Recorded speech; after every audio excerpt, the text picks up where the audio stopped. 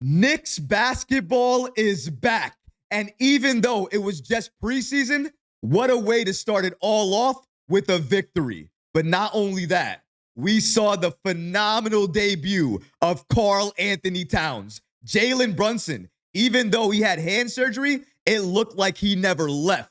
But OG Anunoby, he looks like he's in the best shape of his entire career. We're going to break down all the great things that happened in last night's victory. Miles McBride leading the bench, Tyler Kolek going off in the fourth quarter, and so much more today. If you're not already subscribed to the channel, go ahead and hit that subscribe button now. And make sure you have notifications turned on so you don't miss a second of the new content. And now, let's get started.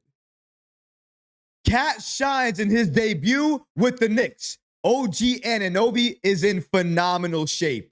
Knicks basketball could not have come back at a better time. We have been waiting months to see what this roster can do. We are finally being considered a contender. But now it was time to see how it all looked while it was on the floor. Now, clearly, the Knicks are still building that chemistry. You could tell because early on, they were passing, sometimes overpassing because they didn't want to play a lot of isolation ball. And I really appreciated that. I love seeing the ball move so freely among everyone. And Josh Hart is the perfect complement to this starting unit because he does all the little things that that unit needs, especially his outlet passes to Brunson, to Mikal Bridges. He just makes the game easier. So you love to see that. But even though it was preseason and it was the Hornets, I still wanted to win this game. I still wanted to get this victory. The starters played the first two quarters. And then the second half of the game, it was all the bench. But you know what? It didn't matter because we still had enough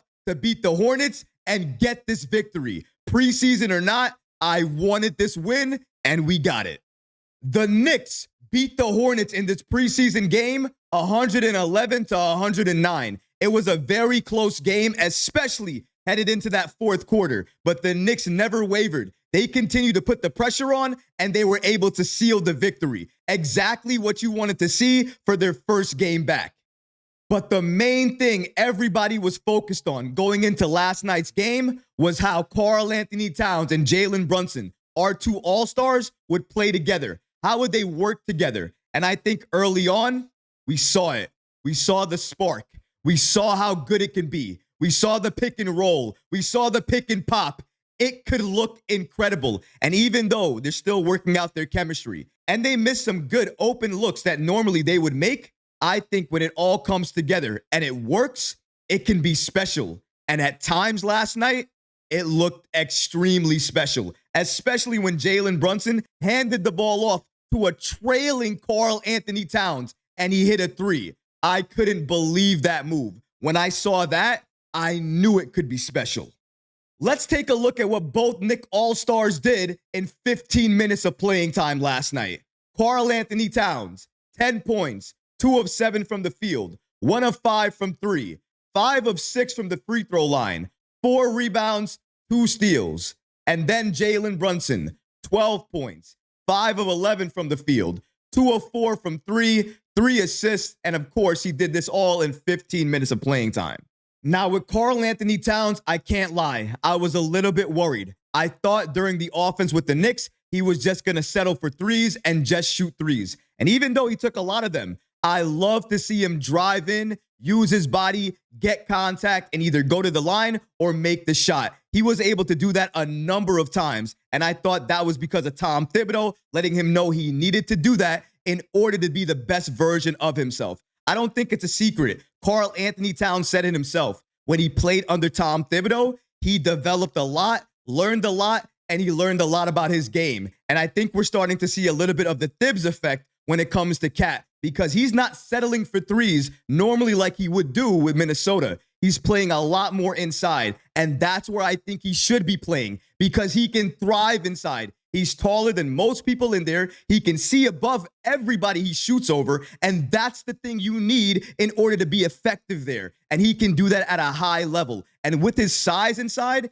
he can definitely bang with other bigs and I like to see Tom Thibodeau utilize him in that way. One thing I was pleasantly surprised by was Towns' defense inside. I'm not saying Towns is a bad defender, but I know he's not the level of a defender that Mitchell Robinson is. But still, he gave a lot of effort on that end. He was blocking shots. He was getting rebounds. He was passing the ball up court. When he had the ball and he saw somebody else was open, he was making the right read, making the right pass, and giving up the ball at the right moments. I really think that Towns, if given the opportunity, could be a very good playmaker for this team. With that being said, the defense inside, I'm still noticing a little bit of a change. Even though it's good, it's not Mitchell Robinson level. And I say that because I saw a lot of players go inside the paint, and that same level of fear that's usually there with Mitchell Robinson is not there with Towns. And you can tell because a lot of other players were going inside the paint and they were doing jump shots, or they were settling for jump shots inside the paint because they weren't scared about their shot being blocked. That's something to notice and something to look out for as we move forward during preseason and the regular season. And I think the Knicks are going to be able to address that by adding some more players inside with Karl-Anthony Towns.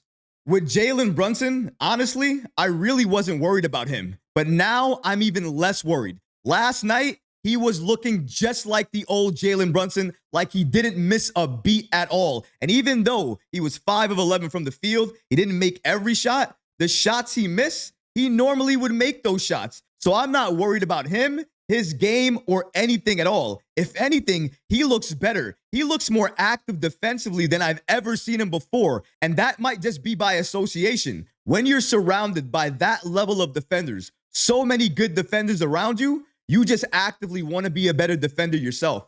And I think that's going to help the Knicks moving forward. But we have to talk about OG Anunoby. We have to talk about a player that's not going to get enough attention because he really didn't do much yesterday. He didn't really have the greatest stat line. But with OG, it's never about his stat line. It's always about his impact and how the Knicks look when he's out there. Clearly, the Knicks are a better team when he's on the floor, especially on the defensive end. But did you see the way he was moving? Do you see how lean he looks? He looks more similar to Mikal Bridges now than ever before. He's leaner, he's moving better, and I think that's very important for him because we all are concerned about his injury history. The fact that potentially at any point in time, he could go down with another injury. But when you come into camp in what looks like the best shape of your entire career, you reduce those concerns for injuries. And I think that's exactly what OG Anunoby had planned.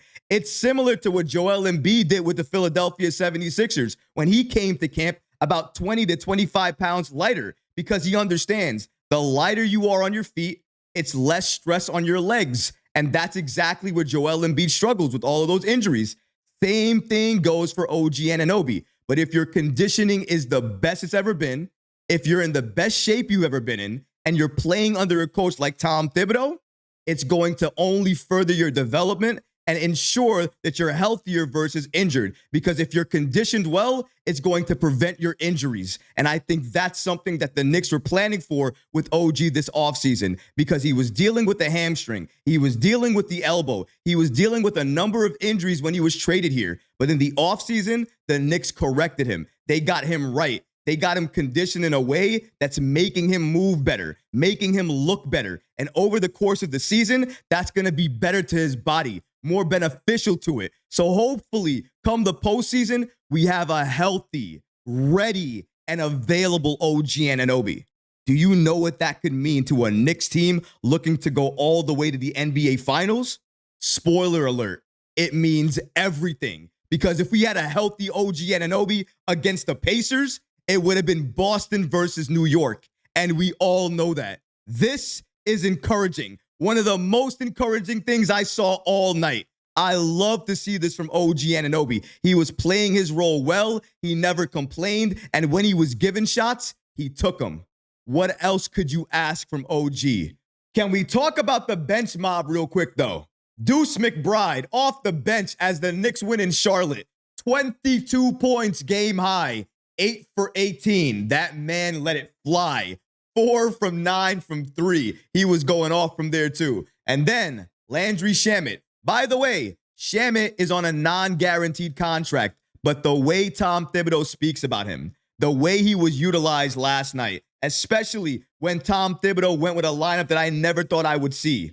Payne, Shamet, Miles McBride, Precious Achiuwa, and Jericho Sims. If he went with those players as part of his bench unit and Shamet was part of it, even though he's non-guaranteed now, by the time the season starts, this man is definitely going to get a roster spot because everybody on the team is treating him that way. But let's break down what he contributed as well, too.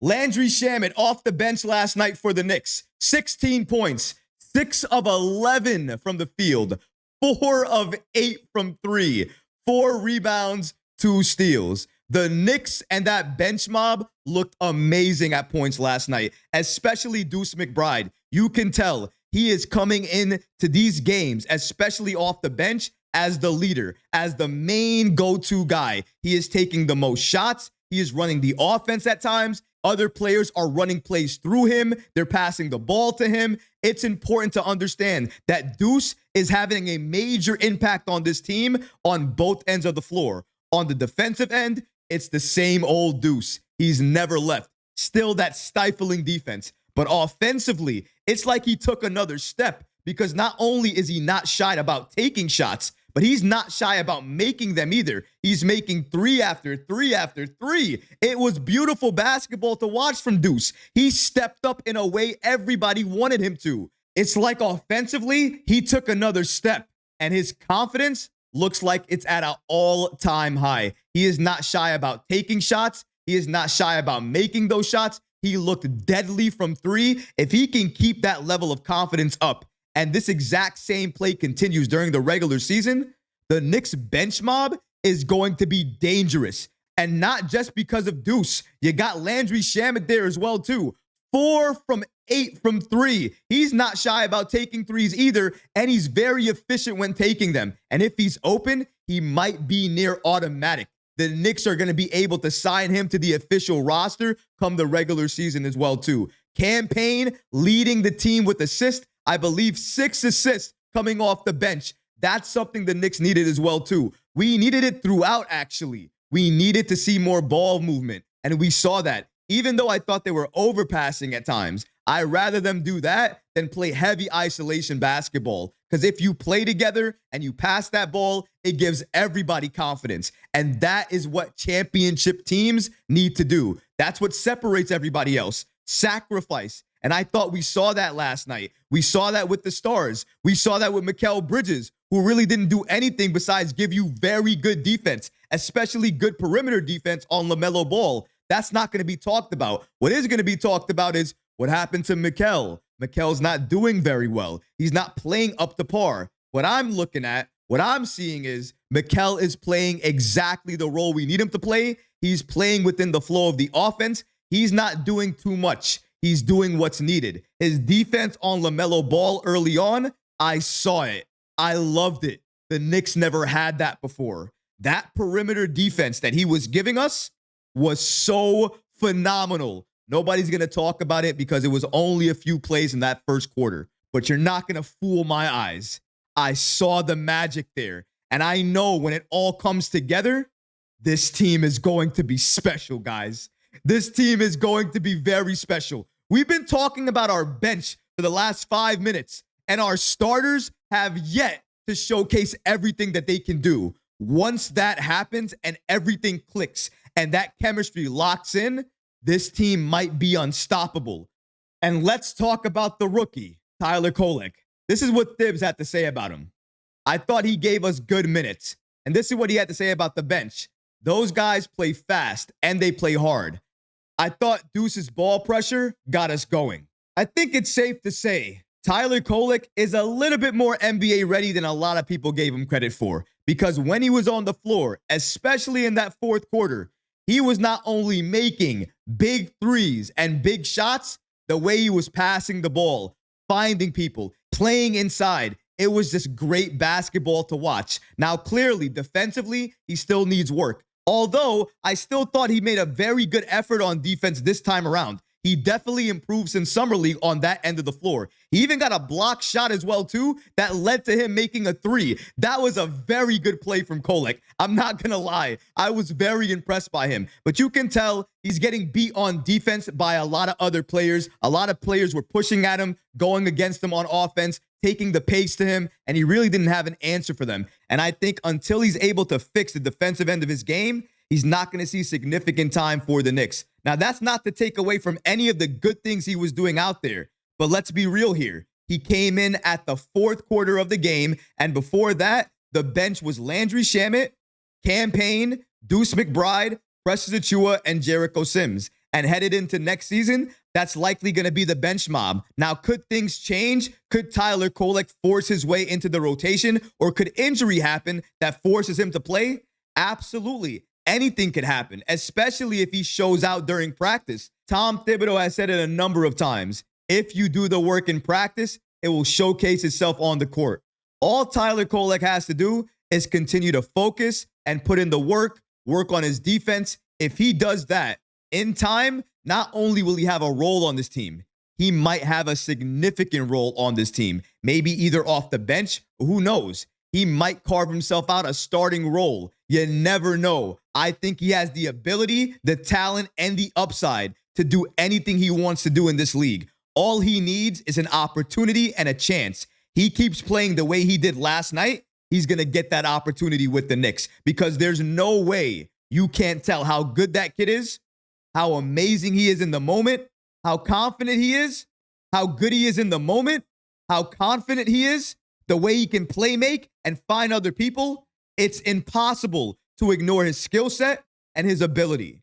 And in time, as he develops, I think he's going to be a significant piece and a key contributor for this team. But he has to put in the work and develop. But he's going to get there. A lot of great things came out of this preseason game. We can nitpick and talk about things that didn't work, things that we didn't like, players that should have got more shots, players that didn't have enough time on the floor. But you know what? In my opinion, I saw a lot of good things. And I also understand it's preseason. It's only one game. And I understand that. So I take everything with a grain of salt. Were there good things? Yes. Were there bad things? Of course. But you know what the good part is? We have more preseason games to come, and then we have the regular season to come as well, too. The chemistry is going to get better. These other players that you thought should have got more shots, maybe Mikal Bridges, maybe OG Anunoby. In the next couple of games, maybe they will. Maybe that's going to be their time. And that's the thing about this roster. It's sacrifice. That's the only way we're going to win games each and every night.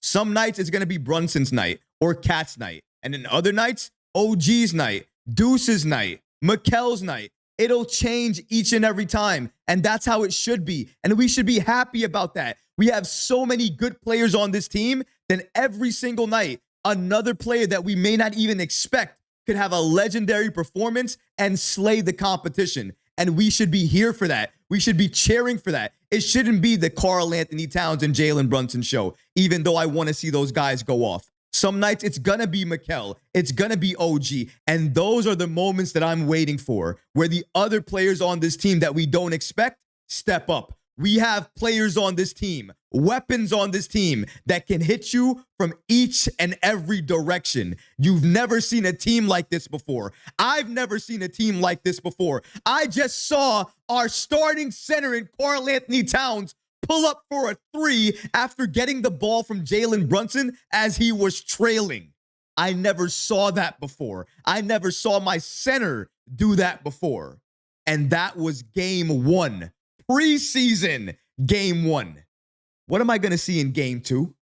What am I going to see for the first regular season game? This Knicks team is special. We have the talent, we have the roster, and we finally have everything in place to go to the NBA Finals. Once we lock down this chemistry, it's over. It's a wrap for the league. Once we nail down this chemistry, everybody better take notice, because at that point, we are going off. And nobody, no one is stopping us. But what about you guys? What did you think about the Knicks' first preseason game? What things did you like? What things did you not like? Let me know in the comment section below, guys, because honestly, I would love to hear from you. But that's going to do it for this episode. I hope you enjoyed it. And if you did, go ahead and smash that like button, leave a comment below. And of course, guys, please subscribe to the channel.